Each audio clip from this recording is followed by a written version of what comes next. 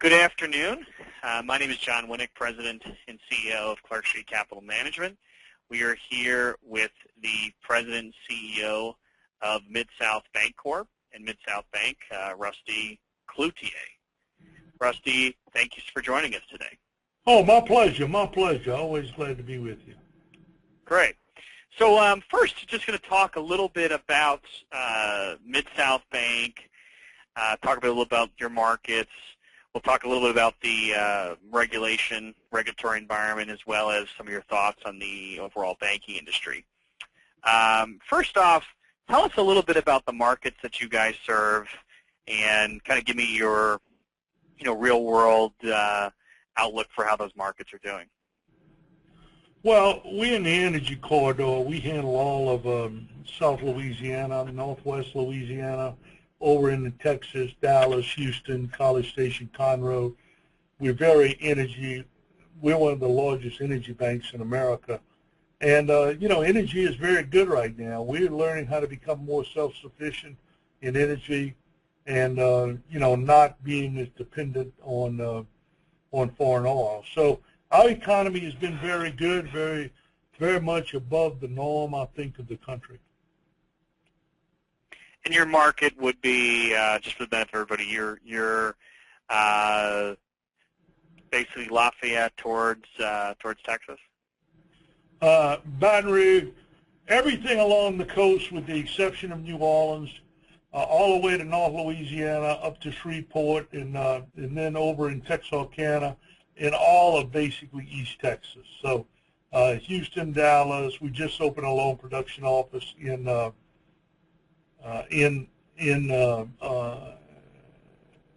Austin. So, most of the area we cover pretty well. Now, you stayed out of New Orleans. Is that any plans to enter that market, or? No plans at all to enter that market. Nate, so let's talk about the energy industry.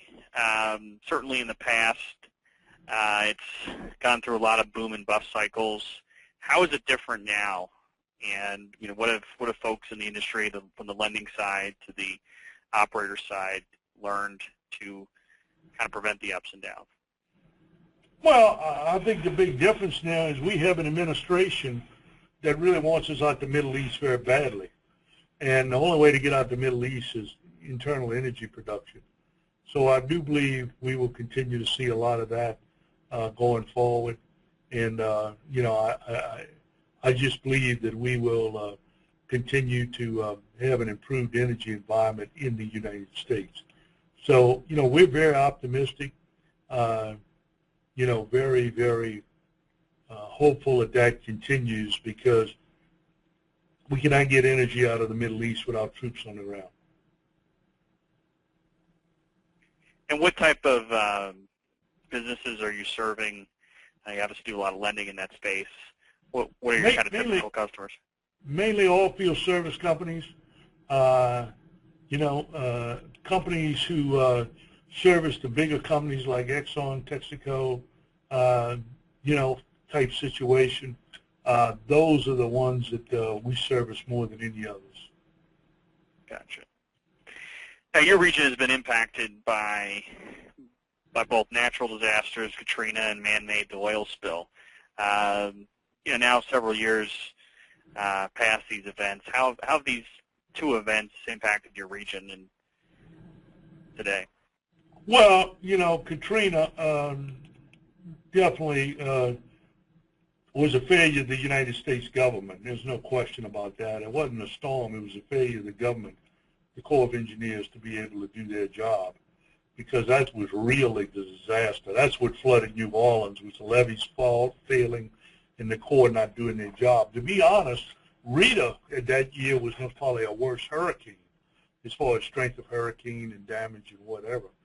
So, how that's affected us is, the Corps swears this time they're going to do it right, and they're going to fulfill their jobs and do them right this time, and we certainly hope that does happen. We're also seeing some big increases in flood insurance costs. I think that was more out of Sandy than it was out of Katrina and Rita. You got to remember that the congressmen have very little gumption to be able to vote against someone, and so they continue to allocate all this money for all these disasters that the country don't have to pay. And so it's been a very, very difficult situation for them. But, Katrina is well behind us now. That was 8 years ago, and I would say there are no long-lasting effects on that. On the other subject of the BP oil spill, there were some technical problems that BP made that shouldn't have happened. I think those have pretty much been corrected. The worst part about the BP oil spill, again, was the government's misreaction to what happened. Obama shutting down the Gulf for a year. We lost a year of production, which the American people are still paying for because, prices went up and they never came back down. So, but I think also we're pretty much past that, and we can hopefully move on, being able to continue to increase production. We're seeing a lot of that situation coming together. So we're pretty optimistic about that. Not only offshore, but the Balkan, the Gulf, Eagle Ford Shale, the Bentonville, the Haynesville, and Marcellus. I mean, they're discovering all over the United States, oil and gas, and that's going to be critical to our future. That's the one thing that could save the country. If it wasn't for cheap energy right now, God only knows what we would do in this country, because with the massive deficits we got and the problems we are facing, even with zero interest rates over the last 5 years, they hadn't been able to get the economy restarted. And the only thing that's been able to help it and save it right now is very, very cheap energy costs. So, well, I read the 2009 profile in the New York Times that you were looking for loans. right. I was looking at your loan-to-deposit ratios. Still probably you'd like to see more loans, I'm sure. Has it been difficult finding good loans, and what's been the biggest impediment? Well, man, I'm going to sound like a broken record here, but the biggest impediment has been the U.S. government. The customers are still very leery of investing. They do not trust the government. Every time they think they've got some control on them, somebody introduces another bill in Washington that scares them to death, like the one that the senator from New York, the lady, introduced to, give people paid time off now for family medical leave. It sounds great, but how in the world are you supposed to run a business if somebody can take 24 weeks a year off and they're going to get paid for it? So it's just a difficult environment. My customers are very, very nervous. They live in a very nervous atmosphere of what the government's going to do to them next, Obamacare and whatever. But we're hoping that, we see some improvement in that over the next couple of years, that it straightens out, and that now that, the Obama administration, and I don't say this negatively towards them, but any last 2 years of any administration that's been in power has not went very well. I don't care if you want to go back to Eisenhower, Nixon, Bush, Reagan, pick any of them. It's been a real challenge for them. So that might be positive, and you might get people in a better mood to spend money, but that's been a real problem. Just too much thought about the government's going to do this and the government's going to do that to them, and they're very, very nervous about that. So anyway, that's kind of where we are there. But, we're starting to feel people's moods getting a little bit better, but not as much as I would like. They're still not optimistic. We still have a lot of businesses talking about selling out rather than staying in the business. Well, I read that same 2009 article. You made a comment. If a guy owes you $7 or $8 million, you better know everything there is to know about him. Right. Talk to me a little bit about how a community bank differentiates itself and kind of understanding its customers. Talk to me a little bit about how that contrasts with more larger institutions that don't offer. Yeah, well, a large institution, and nothing against them, I do think they have a place in the world, and I think they do have an existence and a reason for being here, but they are not a competitive force against a community bank that is trying to deal with the small customers that we deal with on a daily basis. I mean, it's just that's not their model, and they're pretty honest that they want to deal with the international credits, their trading desks, and their swap floors and whatever. Where it has been this way for years, that the actual purveyor of small business loans has always been the community bank. And so I think that just continues, and I think it will continue for a long, long period of time. So I just think that's our business model. That is not their business model, and I don't mean that negatively. Everybody's got a business model. I was chairman of ICBA about 10 years ago, and the one thing I've learned, and I learned extremely well, is that there was at that time about 5,000-6,000 banking companies around America, and every one had a different banking strategy. That doesn't mean one was good and one was bad. And, I don't want to sit here and say, well, Mid-South's got the perfect strategy and everybody else in the world has a bad strategy. That's not the case. But my strategy and the strategy being implied by the 5 largest banks in America are totally different. Because I tell people, they're playing in the NFL and I'm coaching junior high football. And, junior high is a lot more hands-on than when you're playing in the NFL. They don't figure they got to teach you any basics. We still dealing with the basic customer that maybe has 5 employees and, trying to run a good small business, and we're trying to help him. So that's the major difference. On that note, I did notice that you did take advantage of the SBLF program.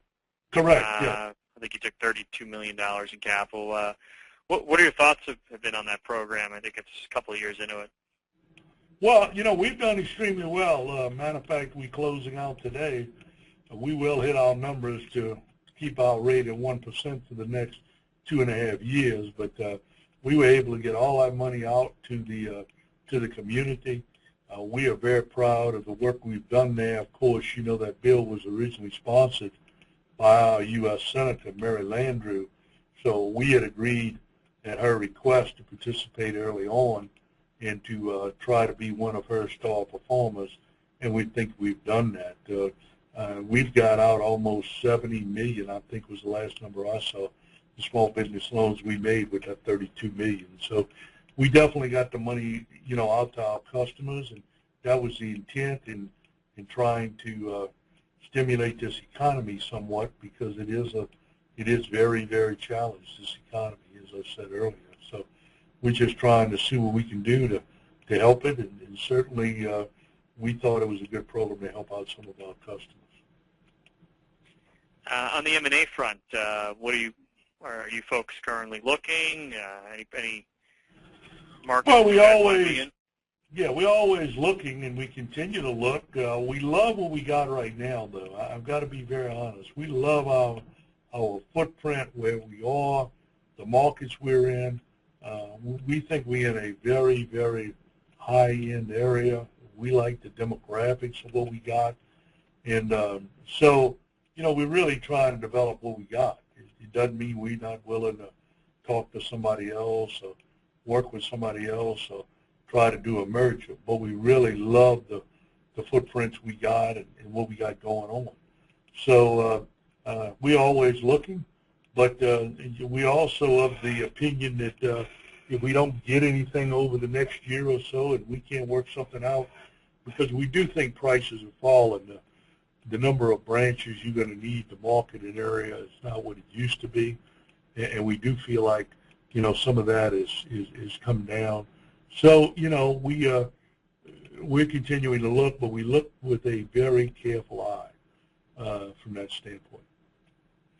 Well, I noticed that your bank does have separation between the CEO and chairman. Thoughts on that? Well, I've always worked that way. I always think it's good. I always have thought it was good. I don't really disagree with somebody that thinks they want to do it another way, because I can understand. As I said earlier, when I was with ICBA, I learned there are 4,000 ways to run a bank. It doesn't mean one's right and one's wrong. I've always liked it because I've got somebody who deals with the board, which is a big issue for a lot of companies, presidents who have to deal with the board too. I just think it's made it more convenient to me. We like the model. Me and my chairman have been together a very long time, and I think it's been more supportive and helpful for us to be able to run the bank by having an outside chairman be able to give some thought process and some opinions on what he thought was helpful, and also to give me good feedback from the board, and the board not being concerned about, well, I don't know if I really want to go tell Rusty this, and give them an opportunity to bounce it off of somebody else.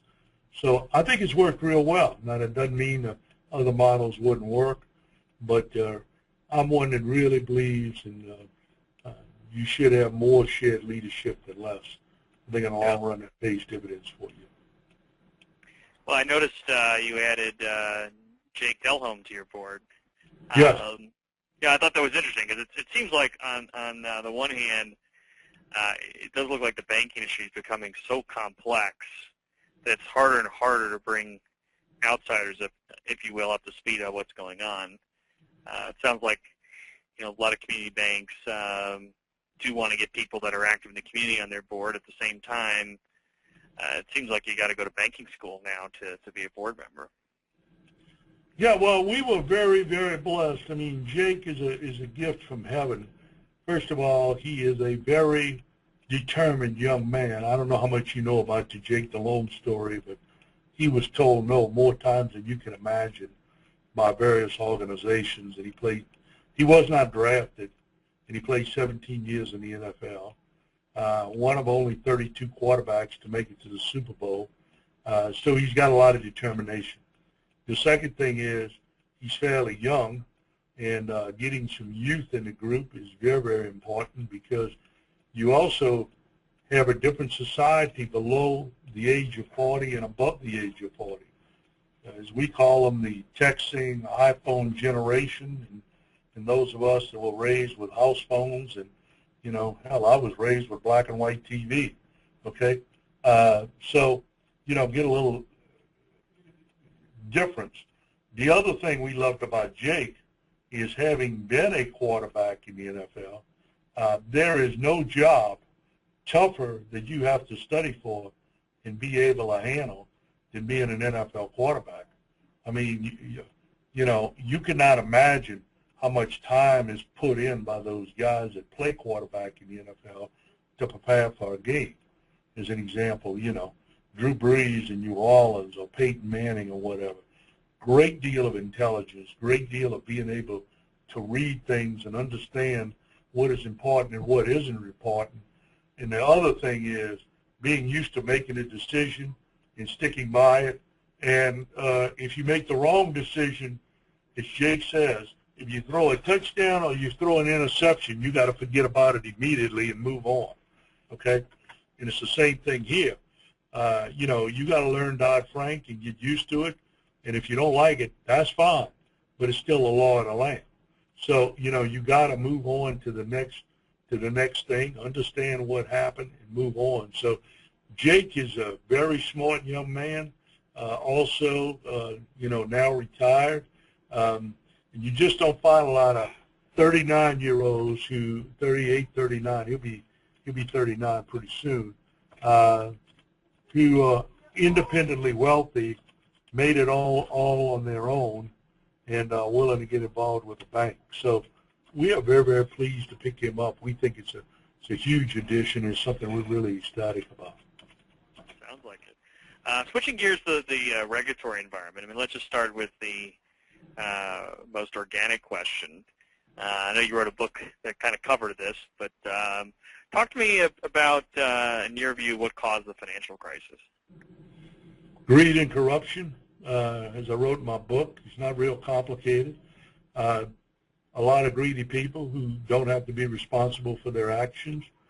Too big to jail, too big to fail, too big for everything. And,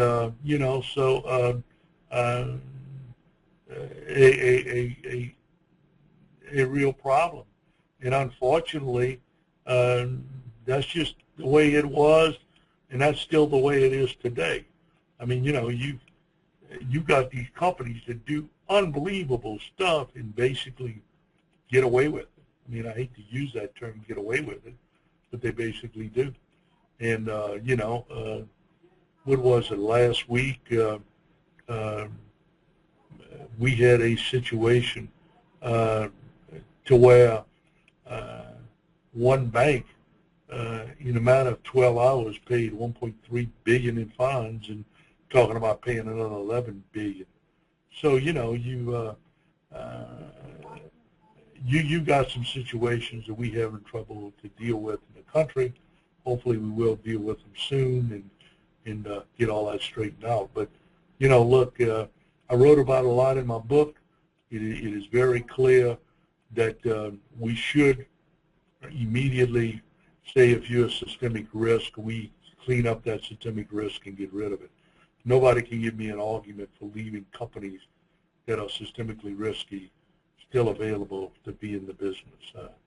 I just don't buy any thought process on that. Well, you talked about that. You talked about limiting the size of banks to $500 billion. Could you elaborate on that? And the argument against that is, does that hurt these banks relative to their foreign peers from a competitive standpoint? Well, I love that those comments about, well, we're not going to be able to compete with the foreign banks. And I'm like, okay, which ones? Because they all broke. Okay? I mean, just go look at the foreign banking. That's why they're having all those crises in all those foreign countries. That's a very, very weak argument. Plus, large banks for years have done syndicated credits. So they easily could do syndicated credits if they had a company that big that needed that much money. And I'm not opposed, I put $500 billion because that's the number I've always heard. I don't have a problem with what the number is. Just there's no reason that me and you and everybody else as a U.S. taxpayer should be liable if they fail. And that's where we still are. And so, I think that's a critical problem, from this standpoint. So, I mean, if you're systemically risky, it'd be like you going to the doctor and saying, okay, you have cancer, and you say, okay, I'll wait and see if it really gets bad. That doesn't make any sense. And same thing with systemically risky. If you have a problem and you know you got a problem, then I think you ought to deal with it. I don't think you ought to put it on hold. Sure. So what you're saying is banks would be required to divest themselves below whatever that threshold is? Yeah, I think you give it to each bank to decide what they want to do. They may want to get out of some businesses they're in. And once again, you got to determine if it's systemically risky. I mean, it may be a bank that, is $1 trillion and it's not systemically risky because they're doing nothing that makes them systemically risky, and I'm okay with that. I don't have a problem with that. But if you say, that this is the reason that this is going to happen, and I mean, systemically risky means that the country could fail if that company fails. I don't think we should ever put ourselves in that position. And then I think you give them time to become unsubstantially risky. I mean, would you do something that you knew was in danger to your health? If you went to the doctor and he said, if you keep eating broccoli, you're going to die in 6 months, would you eat broccoli again? I doubt it. So if you know something let's move ahead and, you know what I'm saying? We improve where we are. Well, it's been about 5 years from when Lehman Brothers failed. Do you think, as a banking industry expert and a commentator, have we learned from our mistakes, or are we kind of doomed to repeat the same mistakes that caused the last blow-up? Well, you know, I was kind of a little bit amazed. Both USA Today about 2 weeks ago and Time Magazine last week both wrote big articles, and you know, both very well done, and both said we exactly where we were before. And you know, it not only could happen again, they believe it will happen again. They believe there are just too many systemically risky institutions out there that the book that none of them are going to blow up is just hard to believe. You know. So, you know, I think they're most probably correct. When you got that many institutions that could blow up, one of them may, and if one of them does, it could bring down the whole system, is a very scary thought. Why do you think it's taken so long for Dodd-Frank to be implemented, and how is that disrupting the marketplace? You know, what has happened, I have a good friend, and I love this quote, they get the gain and we get the pain. Dodd-Frank was a bill written that really helped the big banks out quite a bit.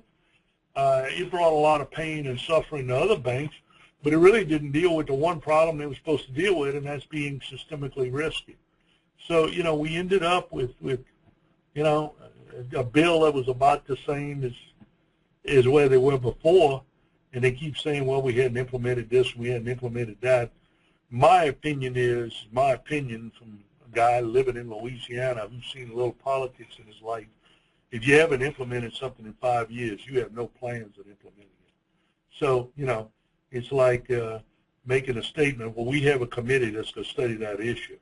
When a politician tells me I have a committee that's going to study that issue, that means to me it ain't never nothing going to be done about it. Okay? It's a nice way out the back door.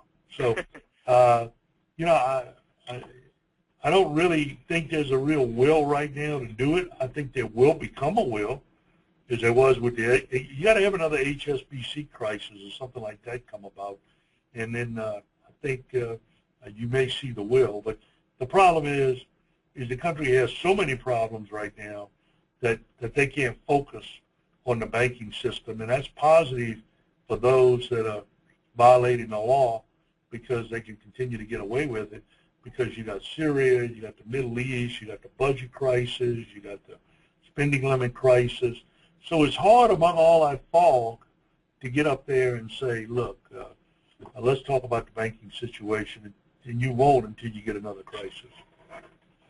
I saw from your bio that you were past chairman of the National Advisory Committee of Fannie Mae. Right.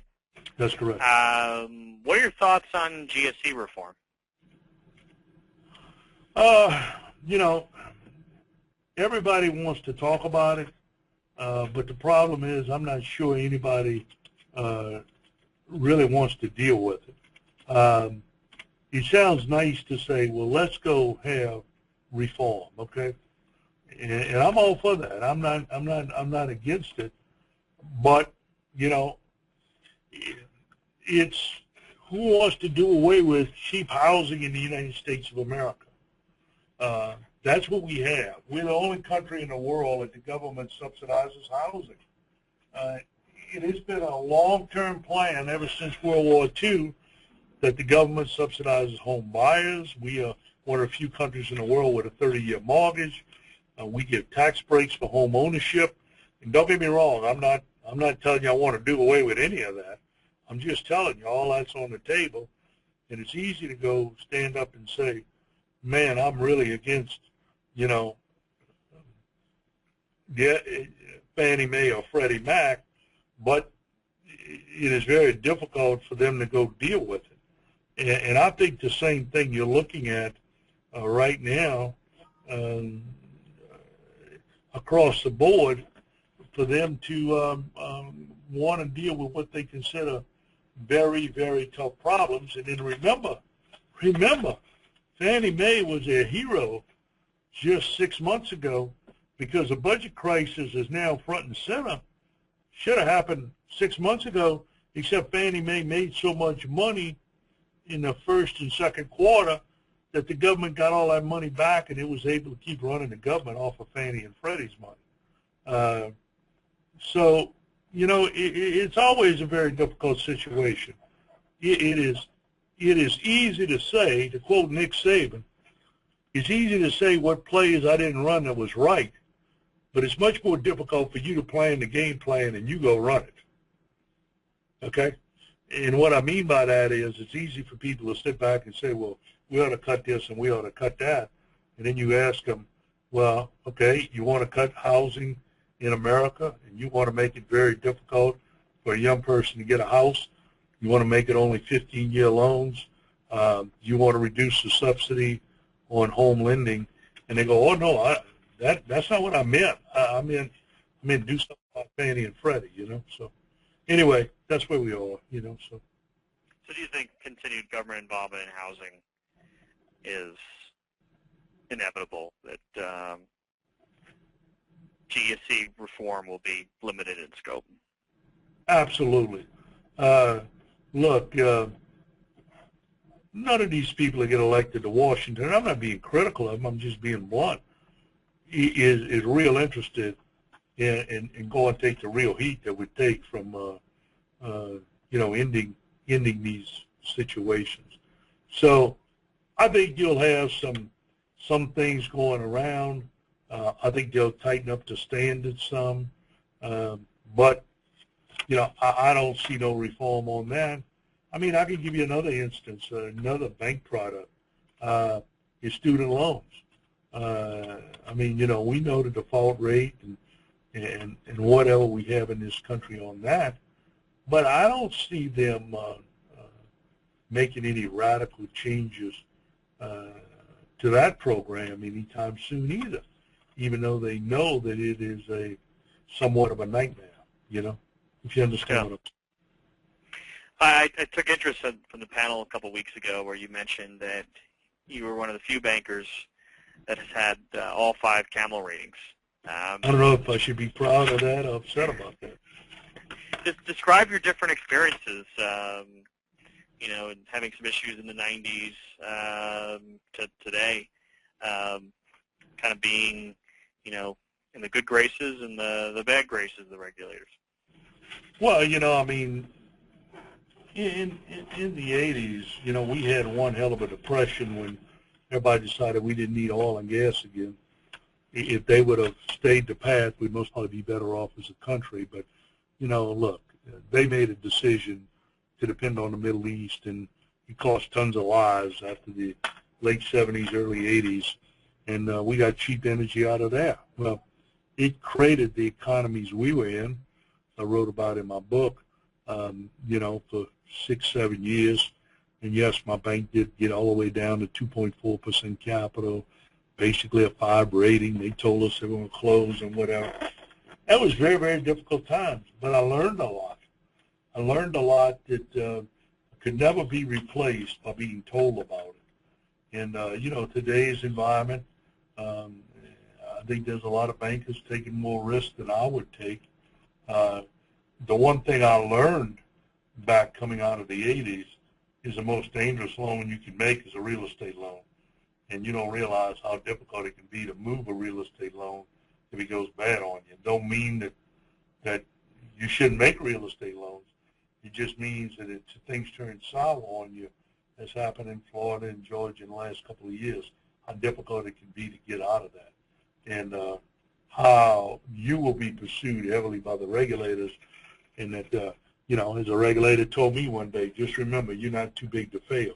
And if you're not too big to fail, you're not above prosecution. So it's humbled me in a lot of ways, and it's made me very cognizant every day of making sure we don't get in trouble again, you know, from that standpoint.